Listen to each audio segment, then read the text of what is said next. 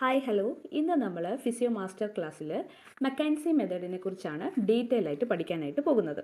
MDT എന്ന് പറയുന്നത് ഫിസിയോതെറാപ്പിയിൽ ഉപയോഗിക്കുന്ന ഒരു ടെക്നിക്കാണ്. മെയിനായിട്ടും സ്പൈനൽ പെയിനിനെ, അതായത് ബാക്കിൻ്റെയും നെക്കിൻ്റെയും പെയിനിനാണ് നമ്മൾ MDT ഉപയോഗിക്കുന്നത്. പേഷ്യൻറ്റിൻ്റെ പെയിനിനെ അസസ് ചെയ്ത് ഏതൊക്കെ പൊസിഷനിൽ നിൽക്കുമ്പോഴാണ് പേഷ്യൻറ്റിന് ആ പെയിൻ കുറയുന്നത്, ആ കുറയുന്ന പൊസിഷനിലുള്ള എക്സസൈസുകൾ കൊടുത്തുകൊണ്ട് പേഷ്യൻറ്റിന് പെയിൻ കുറയ്ക്കുക എന്നതാണ് മെക്കൻസി മെത്തേഡിൻ്റെ മെയിൻ പ്രിൻസിപ്പിൾ എന്ന് പറയുന്നത്. മെക്കൻസി മെത്തേഡിന് ഈ പേര് വരാൻ കാരണം ഇത് ഡിസ്കവർ ചെയ്തത് റോബർട്ട് മെക്കൻസി എന്ന് പറയുന്ന ന്യൂസിലാൻഡ് ഫിസിയോതെറാപ്പിസ്റ്റ് ആണ്. 1980 മെക്കൻസി മെത്തേഡ് ആദ്യമായിട്ട് അയാൾ ഇൻട്രൊഡ്യൂസ് ചെയ്തത്. മെക്കൻസി മെത്തേഡിൻ്റെ ഡെവലപ്മെൻറ്റ് എങ്ങനെയാണെന്ന് പറഞ്ഞാൽ, റോബിൻ മെക്കൻസിയുടെ ക്ലിനിക്കിലേക്ക് ബാക്ക് പെയിൻ ആയിട്ട് വന്ന ഒരു ക്ലയൻറ്റിനോട് തിരക്ക് കാരണം അവിടെ കിടന്ന കട്ടിലിലേക്ക് കിടക്കാൻ പറഞ്ഞു. എക്സ്റ്റെൻഡഡ് പൊസിഷനിൽ കിടക്കുന്ന കട്ടിലേക്ക് അയാൾ കമന്ന് കിടന്ന് റെസ്റ്റ് എടുക്കുകയാണ് ചെയ്തത്. കുറച്ച് കഴിഞ്ഞ് മെക്കൻസി വന്നിട്ട് ചോദിച്ചപ്പോഴേക്കും പേഷ്യൻറ്റിൻ്റെ പെയിൻ കുറഞ്ഞതായിട്ട് കണ്ടു. ആ ഒരു ഐഡിയയിൽ നിന്നാണ് മെക്കൻസി മെത്തേഡ് ഡെവലപ്പ് ചെയ്തത്. വേദനയുള്ള പേഷ്യൻറ്റിനെ സർട്ടൺ പൊസിഷനിലേക്ക് നമ്മൾ കുറച്ച് നേരത്തേക്ക് കിടത്തുവാണെങ്കിൽ പെയിനിന് കുറവുണ്ടാകുമെന്ന് അയാൾ കണ്ടു. ആ ഒരു ഐഡിയ അയാൾ ഒരു ട്രീറ്റ്മെൻറ്റ് പ്രൊസീജിയറിലേക്ക് അല്ലെങ്കിൽ ഒരു ട്രീറ്റ്മെൻറ്റ് അപ്രോച്ചിലേക്ക് ഡെവലപ്പ് ചെയ്യുകയാണ് ചെയ്തത്. വളരെ സിമ്പിളായിട്ട് MDT എക്സസൈസിനെ കുറിച്ച് പറയുകയാണെങ്കിൽ, ഒരു പേഷ്യൻ്റ് ബാക്ക് പെയിൻ ആയിട്ട് വരികയാണെങ്കിൽ ആ പേഷ്യൻറ്റിനെ പല പൊസിഷനിൽ എക്സസൈസ് ചെയ്ത് നോക്കുക. അതായത് ഫോർവേഡ് ബെൻഡ് ചെയ്തിട്ട് 10 പ്രാവശ്യമോ ബാക്ക്വേഡ് ബെൻഡ് ചെയ്തിട്ട് 10 പ്രാവശ്യം ചെയ്ത് നോക്കുക. ഫോർവേഡ് ബെൻഡ് ചെയ്യുമ്പോഴാണ് പേഷ്യൻറ്റിന് വേദന കുറവെങ്കിൽ ഫോർവേഡ് എക്സസൈസുകളാണ് നമ്മൾ എംഫസൈസ് ചെയ്യേണ്ടത്. അങ്ങനെ ഫോർവേഡ് എക്സസൈസ് എംഫസൈസ് ചെയ്യുന്നത് വഴി ആ പേഷ്യൻറ്റിന് ആ പെയിൻ കുറയും എന്നുള്ളതാണ് MDT എക്സസൈസ് എന്ന് പറയുന്നത്.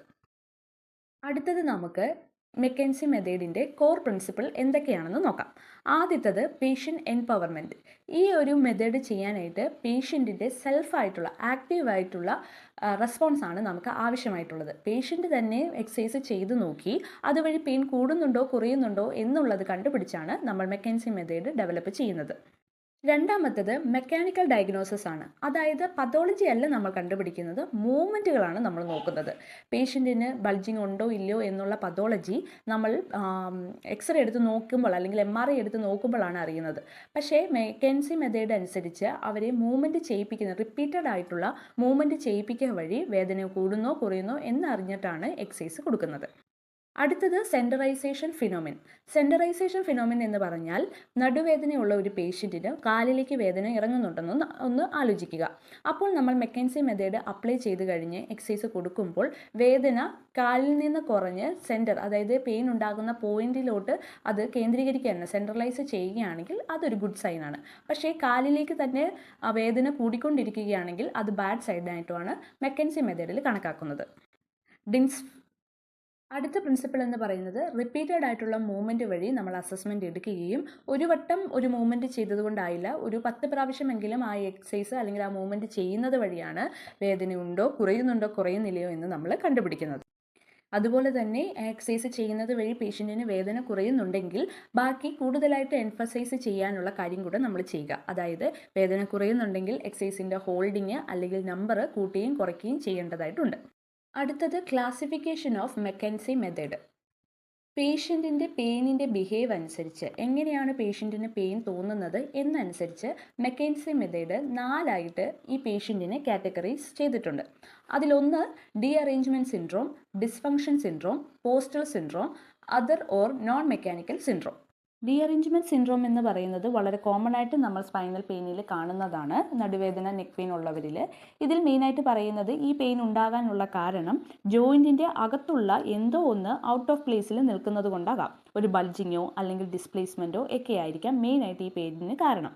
ഇതിൽ മൂവ്മെൻറ്റ് ചെയ്യുമ്പോൾ പെയിനിന് മാറ്റമുണ്ടാകുന്നുണ്ട്, ഒന്നെങ്കിൽ കുറയോ അല്ലെങ്കിൽ കൂടുകയോ ചെയ്യാം. ഇവിടെയാണ് സെൻട്രലൈസേഷൻ കൂടുതലായിട്ടും കാണുന്നത്. അതായത് ഏതെങ്കിലും ഒരു പൊസിഷനിൽ നിൽക്കുമ്പോൾ പേഷ്യൻറ്റിന് പെയിന് കുറഞ്ഞ് ആ ഒരു ഭാഗത്തോട്ട് മാത്രമായിട്ട് വരാനുള്ള ചാൻസ് കൂടുതലാണ്. ഒരു എക്സാമ്പിൾ പറയുകയാണെങ്കിൽ, ഇപ്പോൾ ബാക്ക് പെയിൻ ഉള്ള ഒരു പേഷ്യൻറ്റിന് കാലിലേക്കും വേദന ഇറങ്ങുന്നുണ്ട്. അയാൾ ബാക്ക്വേർഡ് ബെൻഡിങ് ആയിട്ടുള്ള മൂവ്മെൻറ്റ് ചെയ്യുമ്പോൾ ലെഗിലേക്കുള്ള പെയിൻ കുറയുന്നു, അതായത് സെൻട്രലൈസ്ഡ് ആകുന്നു. അങ്ങനെ വരുമ്പോൾ എക്സ്റ്റൻഷൻ എക്സസൈസുകൾ കൂടുതലായിട്ട് പേഷ്യൻറ്റിന് നൽകുകയാണെങ്കിൽ പെയിൻ കുറയാനുള്ള ചാൻസ് കൂടുതലാണെന്നാണ് മെക്കൻസി മെത്തേഡിൽ പറയുന്നത്. അടുത്തതാണ് ഡിസ്ഫങ്ഷൻ സിൻഡ്രോം. ഇവിടെ പെയിൻ മെയിനായിട്ടും വരാനുള്ള കാരണം സോഫ്റ്റ് ടിഷ്യൂസിൻ്റെ ഷോർട്ടണിങ്ങോ അല്ലെങ്കിൽ സ്റ്റിഫ്നെസ്സോ കാരണമാകാം. അതായത് മസിലിൻ്റെയോ ലിഗമെൻറ്റിൻ്റെയോ എന്തെങ്കിലും ഒരു ഇഞ്ചുറി കാരണം അല്ലെങ്കിൽ ഒരു സ്റ്റിഫ്നെസ് കാരണമായിരിക്കും ഈ പെയിൻ മെയിനായിട്ടും ഉണ്ടാകുന്നത്. ഈ പെയിനിൻ്റെ പ്രത്യേകത എന്ന് വെച്ചാൽ മൂവ്മെൻറ്റിൻ്റെ എൻഡിലായിരിക്കും വേദന കൂടുതലായിട്ടുണ്ടാകുക. റെസ്റ്റിൽ ഇരിക്കുമ്പോൾ വേദന അങ്ങനെ കാണാറില്ല. അങ്ങനെയുള്ള പെയിന് ആ സെയിം ഏരിയയിൽ മാത്രമായിരിക്കും, വേറൊരു സ്ഥലത്തേക്ക് ചേഞ്ച് ചെയ്യുന്നതും കുറവായിരിക്കും. ഇങ്ങനെയുള്ള പെയിനിനെ നമ്മൾ ഡിസ്ഫങ്ഷൻ സിൻഡ്രോം എന്ന് പറയുന്ന കാറ്റഗറിയിലാണ് ആഡ് ചെയ്യുക. ഇപ്പോൾ ഒരു എക്സാമ്പിൾ പറയുകയാണ്, ഫ്രണ്ടിലേക്ക് ബെൻഡ് ചെയ്യുമ്പോൾ മാത്രമാണ് പേഷ്യൻറ്റിന് ലോ ബാക്ക് പെയിൻ ഉണ്ടാകുന്നത്. അത് ആ ഏരിയയിൽ മാത്രമേ ഉള്ളൂ, വേറെ എങ്ങോട്ടേക്കും സ്പ്രെഡ് ആകുന്നില്ലെങ്കിൽ അത് ഡിസ്ഫങ്ഷൻ മെത്തേഡിൽ അല്ലെങ്കിൽ ഡിസ്ഫങ്ഷൻ സിൻഡ്രോമിൻ്റെ കാറ്റഗറിയിൽ പെടുന്നു. അങ്ങനെയുള്ള പെയിനുള്ള പേഷ്യൻ്റ് ആണെങ്കിൽ സ്ട്രെച്ചിങ് ആയിരിക്കും കൂടുതലായിട്ടും അതിനെ ഹെൽപ്പ് ചെയ്യുക. പക്ഷേ മുന്നോട്ടുള്ള ബെൻഡിങ്ങിലാണ് പേഷ്യൻറ്റിന് പെയിൻ എങ്കിൽ ബാക്ക്വേർഡ് ആയിട്ടുള്ള സ്ട്രെച്ചിങ് ആയിരിക്കും നമ്മൾ കൂടുതലായിട്ടും ചെയ്യുന്നത്. അടുത്തത് പോസ്റ്ററൽ സിൻഡ്രോം. ഇവിടെ പെയിൻ ഉണ്ടാകാനുള്ള മെയിൻ കാരണം പുവർ ആയിട്ടുള്ള പോസ്ചർ ആയിരിക്കും. അതായത് ഇവിടെ നോർമലായിട്ടുള്ള ടിഷ്യൂസിന് ഒരു ഡാമേജോ സ്റ്റിഫ്നെസ്സോ ഒന്നും തന്നെയില്ല. അവിടേക്ക് കുറേ നേരം നമ്മൾ ഒരേ പൊസിഷനിലേക്ക് ഇരിക്കുമ്പോൾ ആ മസിൽസിലേക്ക് സ്ട്രെസ്സ് കൂടുതലായിട്ട് വരുമ്പോൾ ഉണ്ടാകുന്ന പെയിനാണ് പോസ്റ്ററൽ സിൻഡ്രോസിൻ്റെ കാറ്റഗറിയിൽ വരുന്നത്. ഇവിടെ കുറേ നേരത്തേക്ക് ഒരേ പൊസിഷനിൽ ഇരിക്കുമ്പോഴായിരിക്കും ആ പെയിൻ ഉണ്ടാകുന്നത്. ഈ പെയിൻ ഒരു മൂവ്മെൻറ്റ് ചെയ്യുമ്പോഴേക്കും ആ പെയിൻ കുറയുകയും ചെയ്യും. അങ്ങനെയുള്ളതാണ് പോസ്റ്ററൽ സിൻഡ്രോം കാറ്റഗറിയിൽ വരുന്നത്. ഇതുപോലെയുള്ള പേഷ്യൻസിൽ കൂടുതലായിട്ടും പോസ്റ്ററൽ കറക്ഷൻ പോലുള്ള ട്രീറ്റ്മെൻറ്റ് അപ്രോച്ചുകളായിരിക്കും മെയിനായിട്ടും ഫോക്കസ് ചെയ്യുന്നത്. നാലാമത്തെ കാറ്റഗറി എന്ന് പറയുന്നത് other or non mechanical syndrome. ഇത് സിൻഡ്രോം അതായത് മെക്കൻസി മെത്തേഡിൽ വരുന്ന ഒരു കാറ്റഗറി തന്നെയല്ല. കാരണം മെക്കൻസി മെത്തേഡ് ഈ പറയുന്ന കാറ്റഗറിയിൽ നമുക്ക് ഉപയോഗിക്കാനായിട്ട് പറ്റത്തില്ല. അതായത് ഫ്രാക്ചർ, ട്യൂമർ, ഇൻഫ്ലമേഷൻ, സിവിയർ ആയിട്ടുള്ള ട്രോമ, ഇങ്ങനെയുള്ള പേഷ്യൻസിൽ മെക്കൻസി മെത്തേഡ് നമുക്ക് ആപ്ലിക്കബിൾ ആയിട്ട് ഉപയോഗിക്കാനായിട്ട് സാധിക്കത്തില്ല. അങ്ങനെയുള്ള കാറ്റഗറീസിനെ നമ്മൾ നോൺ മെക്കാനിക്കൽ സിൻഡ്രോം എന്ന് പറയുന്ന കാറ്റഗറിയിലാണ് നമ്മൾ കണക്കാക്കുന്നത്. അങ്ങനെയുള്ളതിൽ നമ്മൾ അടുത്ത മെഡിക്കലായിട്ടുള്ള ട്രീറ്റ്മെൻറ്റിലേക്ക് ആ പേഷ്യൻറ്റിനെ സജസ്റ്റ് ചെയ്യുകയാണ് ചെയ്യേണ്ടത്. അപ്പോൾ മെക്കൻസി മെത്തേഡിൻ്റെ ആദ്യത്തെ പാർട്ടായിട്ടുള്ള ഈ വീഡിയോയിൽ നമ്മൾ മെയിനായിട്ടും അതിൻ്റെ ഇൻട്രൊഡക്ഷൻ, ഹിസ്റ്ററി, പ്രിൻസിപ്പിൾ, അതുപോലെ മെയിനായിട്ടുള്ള ക്ലാസിഫിക്കേഷൻ, ഇത് ഇത്രയുമാണ് മെയിനായിട്ട് നോക്കിയത്. ഇനി പാർട്ട് 2-ൽ നമ്മൾ ഇൻക്ലൂഡ് ചെയ്തിട്ടുള്ളത് മെക്കൻസി മെത്തേഡിൻ്റെ അസസ്മെൻറ്റും അതിൻ്റെ ട്രീറ്റ്മെൻറ്റ് അപ്രോച്ചും അഡ്വാൻറ്റേജസും ലിമിറ്റേഷൻസുമാണ്.